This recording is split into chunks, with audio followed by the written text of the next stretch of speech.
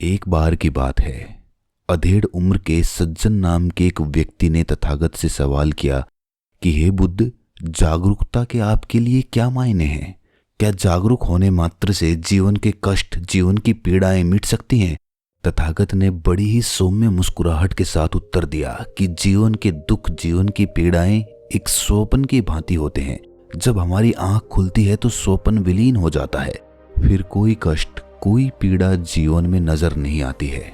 उस व्यक्ति ने पूछा कि हे तथागत, अगर कोई व्यक्ति अपनी शारीरिक अवस्थाओं से परेशान है, बीमार रहता है या फिर उसे कोई और शारीरिक कष्ट है, तो उस पीड़ा को जागरूकता से कैसे दूर किया जा सकता है? क्योंकि शरीर की तकलीफ तो किसी दवा से ही दूर होगी। जागरूक होने से उसकी तकलीफ, उसकी बीमारी दूर थोड़ी हो सकती है। तथागत ने कहा कि अगर हम जागरूक रहेंगे तो बीमारियां हमें होंगी ही नहीं। शारीरिक पीड़ाएं, शारीरिक कष्ट हमें तभी होते हैं जब हम जागरूक नहीं होते।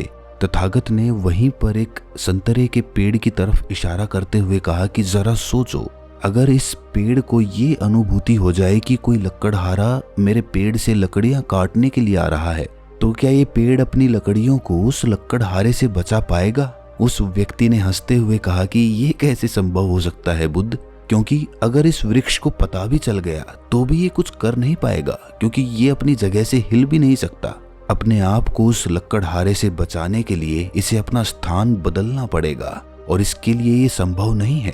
तथागत ने मुस्कुराते हुए कहा कि यही ताकत, यही शक्ति एक इंसान को प्रदान की गई है। मनुष्य के अंदर किसी भी जानवर या पेड़ पौधे से अधिक जागरूकता होती है और साथ के साथ उसमें इतना सामर्थ्य भी होता है कि वो सही निर्णय और सही फैसले के आधार पर अपने जीवन को बदल सके। हमारे शरीर को बीमारियां अचानक से नहीं लगती हैं, धीरे धीरे क्रमशः हम बीमारियों का शिकार होते हैं। लेकिन अगर शुरुआत में ही जागरूकता अगर होगी तो उस बीमारी का पता चल जाएगा, जिससे कि सही समय पर सही निर्णय लेने से उस बीमारी को दूर भी किया जा सकेगा। लेकिन अगर जागरूकता नहीं होगी तो आप कभी फैसले तक नहीं पहुंच पाओगे। अधेड़ उम्र के उस व्यक्ति ने बड़े ही सशंक भाव से पूछा कि हे बुद्ध, मैं आपकी बातों का मतलब कुछ समझा नहीं। तथागत ने फिर से उस पेड़ की तरफ इशारा करते हुए बताना शुरू किया। उन्होंने पूछा कि इस पेड़ को फलने फूलने के लिए क्या क्या करना होगा। व्यक्ति ने कुछ सोचते हुए उत्तर दिया कि हे तथागत, सबसे पहले तो इसकी जड़ों को जमीन में से पानी खींचना होगा, वही इसकी मूलभूत आवश्यकता है। तथागत ने पूछा कि ये बताओ, अगर इसे पानी नहीं मिलेगा तो हमें कैसे पता चलेगा कि इसे पानी नहीं मिल रहा है? उसने कहा कि हे तथागत, ये पेड़ अपने आप सूखने लग जाएगा। तथागत ने कहा कि बस यही तुम्हारा उत्तर है। जब हम कोई भी भोजन करते हैं तो वो हमारे शरीर को कुछ ना कुछ ऊर्जा प्रदान करता है। जितना पौष्टिक भोजन होगा उतनी ही जरूरतें हमारे शरीर की पूरी होंगी, जिसका हमें दैनिक दिनचर्या में जागरूक होने पर आभास भी होता रहता है। जब आप पौष्टिक भोजन लेते हो तो आप ऊर्जावान रहते हो, आपका चेहरा खिला खिला रहता है। किसी भी शारीरिक मेहनत वाले काम में आप जल्दी थकते नहीं हो। लेकिन विपरीत इसके, अगर आप पौष्टिक भोजन नहीं ले पा रहे हो, आपके शरीर की जरूरतें पूरी नहीं हो पा रही हैं, तो आप जल्दी थकने लगेंगे, आपका चेहरा मुरझाया हुआ रहेगा, आपको थकान सी महसूस रहेगी और आलस्य आपके शरीर में भरा रहेगा। लेकिन ये सभी बदलाव आप तभी महसूस कर पाओगे जब आप जागरूक रहेंगे।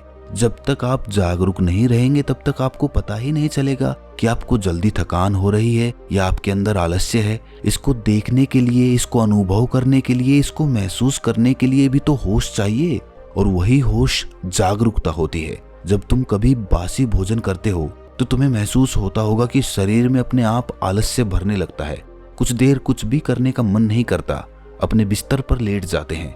इससे हमें ये पता चलता है कि बासी भोजन करने से हमारे शरीर को फायदा नहीं, नुकसान पहुंचता है।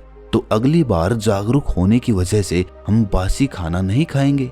तो जो बीमारियां वो बासी भोजन करने से हो सकती थीं, वो बीमारियां अब हमारे शरीर में होंगी ही नहीं। यही मेरा कहने का तात्पर्य था। अगर आप जागरूक हैं तो आपके शरीर में बीमारियां होंगी ही नहीं, तो उन्हें ठीक करने का सवाल तो उठता ही नहीं है। उस व्यक्ति ने पूछा कि हे तथागत, मैंने अपने जीवन में बहुत से लोग ऐसे देखे हैं जो अच्छा भोजन करते हैं, अच्छा जीवन जीते हैं, लेकिन बावजूद इसके वो बीमार रहते हैं। तकलीफों में, पीड़ाओं में उनका पूरा जीवन निकल जाता है और आप यूं भी समझ सकते हैं कि एक उम्र के बाद आदमी को अपने आप बीमारियां होने लगती हैं। तथागत ने कहा कि ये सत्य है, ये सच है कि मनुष्य को एक निर्धारित समय इस धरती पर जीने के लिए मिला है। एक समय के बाद उसके शरीर में बीमारियां भी होंगी और मौत उसे अपने शिकंजे में भी कस लेगी। बुढ़ापे में भी वही लोग ज्यादा परेशान रहते हैं जिन्होंने अपनी युवावस्था में अपनी दिनचर्या का पालन अच्छे से नहीं किया। लेकिन समस्या ये नहीं है कि बुढ़ापे में बीमारियां हो रही हैं।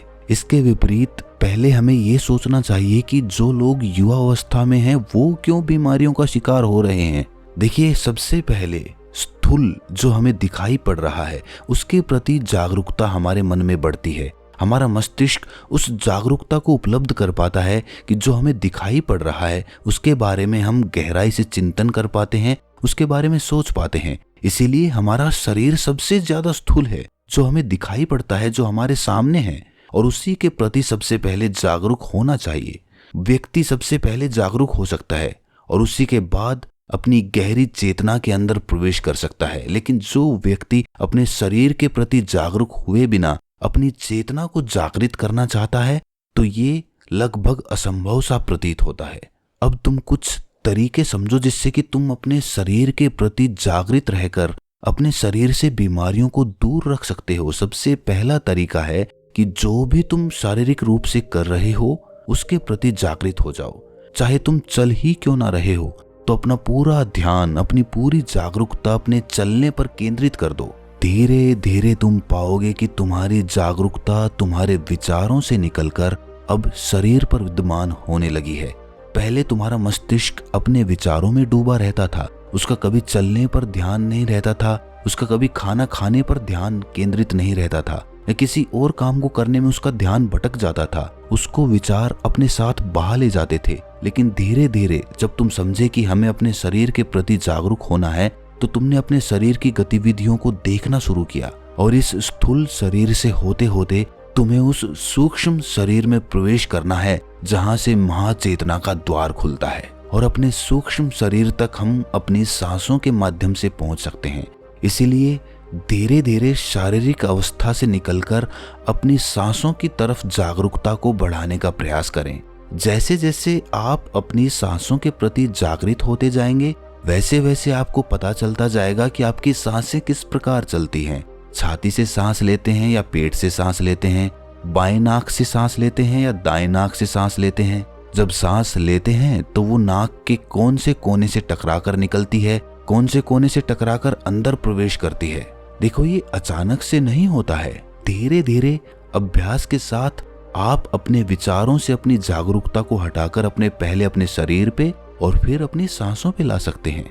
अब जैसे जैसे आपकी जागरूकता गहन होती जाएगी वैसे वैसे आपको अपनी शारीरिक आवश्यकताओं का पता चलता जाएगा।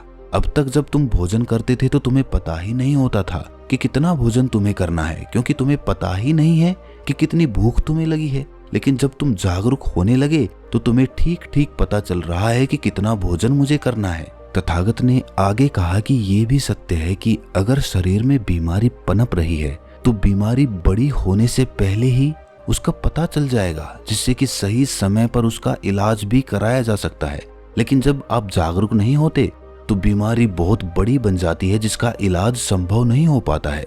उस व्यक्ति ने पूछा कि हे तथागत, आपने जो कुछ बताया वो मुझे समझ में तो आ रहा है, लेकिन मेरा एक सवाल है। जो लोग कभी जागृत नहीं रहे, जो बीमारियों से ग्रस्त हो चुके हैं, उनको फिर से स्वस्थ जीवन की तरफ लौटाने के लिए हमें क्या करना चाहिए?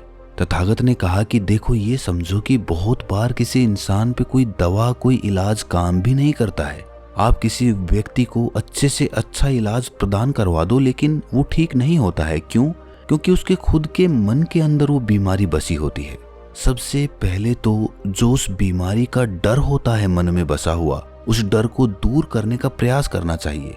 धीरे धीरे एक बीमार व्यक्ति खुद से अपने आप अपने मन में ये बिठा लेता है कि तू बीमार है, कभी ठीक नहीं हो पाएगा, हमेशा जीवन ऐसे ही जीना पड़ेगा। और इसीलिए संताप, दुख, कष्ट और पीड़ाएं उसे चारों तरफ से घेर लेती हैं, जिससे कि निर्णय और फैसला लेने की ताकत धीरे धीरे उसके अंदर से खत्म हो जाती है, क्योंकि वो खुद अपने आप को दूसरों से हीन समझता है। अपने मन ही मन में सोचता है कि मेरी किस्मत खराब है, पूरी दुनिया स्वस्थ है लेकिन मैं क्यों बीमार हो गया। और धीरे धीरे शंका के ये विचार उसके मन में गहरे होते जाते हैं, जिससे कि उसके मन में ईर्ष्या और भय का माहौल पनपता है। ऐसे व्यक्ति को क्रोध भी ज्यादा आने लगता है। तुमने अक्सर बुजुर्ग लोगों को देखा होगा, कहते हैं कि हमारी सेवा हमारा बेटा करता ही नहीं है। अक्सर उनके मन में अपने बच्चों के प्रति शिकायत का भाव उत्पन्न होने लगता है। तो सबसे पहले ध्यान की कुछ प्रक्रियाओं से उनके मन में बैठा हुआ डर दूर किया जाना चाहिए। उसके लिए सांसों के ध्यान के जरिए जागरूक होकर उन्हें ये एहसास कराना पड़ेगा कि शरीर से ऊपर चेतना होती है, चेतना से ऊपर शरीर नहीं होता है। अगर शरीर मिट भी जाता है तो भी चेतना जीवंत रहती है। और जब उन्हें इस बात का एहसास होने लगेगा तो अपने आप उनके मन में बैठा हुआ डर दूर होने लगेगा। और याद रखना, उसी के बाद उनका कोई भी इलाज संभव हो पाएगा। उससे पहले जब तक मरीज का मन उसके लिए तैयार नहीं रहता, तब तक उसका इलाज भी संभव नहीं हो पाता है। कोई दवा काम नहीं करती है। लेकिन हम तो उल्टा खेल खेलते हैं। मरीज तो अपनी बीमारी से परेशान है ही, जब कोई उससे मिलने आता है तो वो उसके दुख के साथ एकमत होकर अपना दुख जाहिर करने लगता है उसके प्रति। और उसको प्रोत्साहित करने की जगह हम उसे और ज्यादा बीमार बना देते हैं। उसके मन में डर की भावना और ज्यादा उत्पन्न कर देते हैं। जाने अनजाने हम भी उस बीमार व्यक्ति की बीमारी में शामिल होते हैं। उसको बीमार बनाने में हमारा भी हाथ होता है, लेकिन जागरूक न होने के कारण हमें इस बात का एहसास ही नहीं होता। इसके बाद तथागत ने उस व्यक्ति को कुछ ध्यान साधनाएं, कुछ तरीके बताकर उसको उन्हें अभ्यास करने के लिए कहा। और जो भी बीमार व्यक्ति मिले उसे इन प्रक्रियाओं के बारे में जरूर बताना। ये कहकर बुद्ध अपने रास्ते पर प्रस्थान कर गए। तो दोस्तों, कैसी लगी ये कहानी आपको कमेंट सेक्शन में जरूर बताना। अच्छी लगी हो तो इस चैनल को सब्सक्राइब करके नोटिफिकेशन बेल को जरूर प्रेस कर देना। तो मिलते हैं अगली वीडियो में, तब तक के लिए अपना ख्याल रखें।